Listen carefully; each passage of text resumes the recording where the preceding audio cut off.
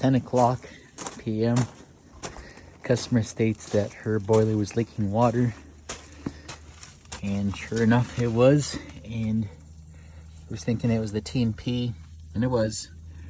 But if you look along here, there is no TNP sticking out of the skirting or side lip. But I did notice that it was coming out mostly right here. And if you look, it's right there. So she just had the boiler water just pouring out full bore, and it was running all along her wall right here, just dumping.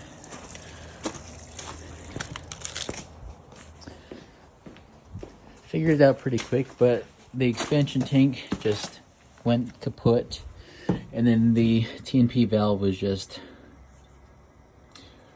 wouldn't seal back up.